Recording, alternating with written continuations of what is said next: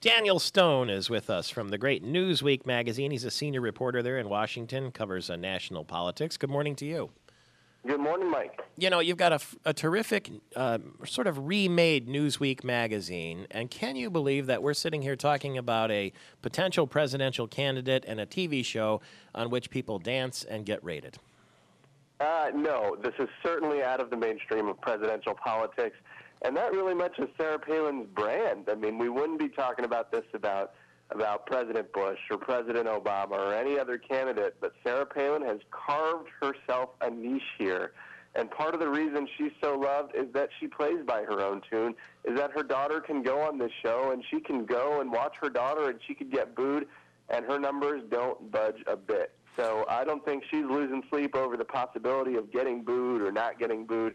And certainly her daughter is just having fun dancing. That's very unique in presidential politics. Well, I mean, they always say when it comes to public relations, just, you know, as long as your name is in there, good or bad, it's good for you. But ultimately, will the voters take her seriously if she keeps turning up in these entertainment venues and, on Fox News and that sort of thing? I mean, is she more of a curiosity than a candidate?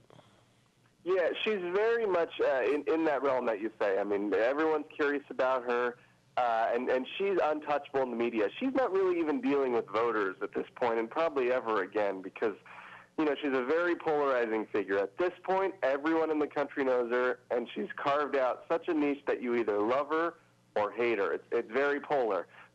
So if she goes on Dancing with the Stars, it's not going to make people jump between love and hate or hate and love. Whether she can win the presidency is a big question everyone's asking in Washington these days. And when she really, undertakes, roles like this, and she'll be an entertainer, and then she'll get booed or not, people aren't taking her more seriously. They're also not taking her less seriously. So we're unsure if she can run for president. If she will run for president, it's fairly certain at this point she doesn't have the numbers to be president.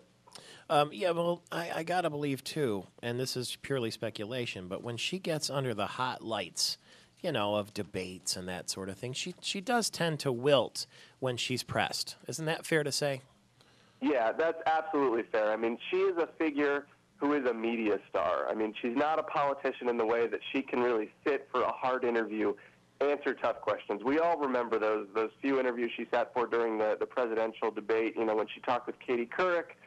She ran into issues with simple questions. What kind of newspapers do you read? What do you think about the war in Iraq? What do you think about Russia? We remember that gap. So one of the reasons we're not seeing her out there in venues that are uncomfortable to her, like on news shows, talking to news anchors, is that she simply is not interested in talking about issues and really answering questions that are out of her realm. She's an entertainer. She's a media star. She's very comfortable in her specific venue, and talking about her message. When you get her off track a bit, you're right. She starts to wilt. She starts to show that maybe she can't handle prime time in terms of real national politics and real issues that her stance might not be popular on. Well, I would have to believe, too, that she's making an awful lot of money. She's got to be making more money than she's ever made in her life. And that ain't all bad either. And isn't that really the reason she left her first-term governorship halfway through? She still hasn't commented on the exact reason, but all you got to do is, what we do in Washington, follow the money. She was making a couple $100,000 a year as governor.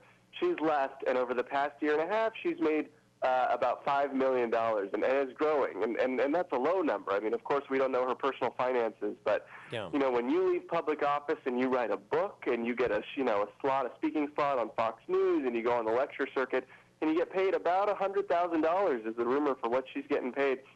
It's an enormous amount of money, and that amount of money is really tough to walk away from. If she were to run for office again, she'd have to disclose all of it, and she'd have to take another public salary, so it'd be a huge nosedive.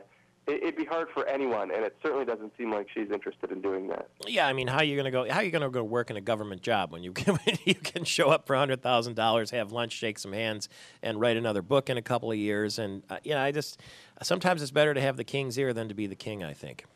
Right, but the interesting thing is most of her appeal at the moment, the people who really love her because they think she's going to run. They have hope with her. we're all focused on wondering whether she's going to run for president. I think as soon as it becomes clear that she's not going to run, that her stock's going to go down a bit, that people are going to say, oh, you're an entertainer, you're in this for yourself.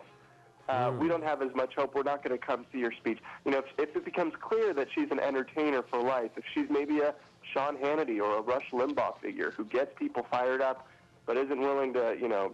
Then the bloom comes off the rose, I guess. People might lose some of the love they have for her. Daniel Stone, Newsweek Magazine. Pleasure to meet you this morning. I'm Michael Patrick Shields. You can pick up Newsweek online or wherever magazines are sold.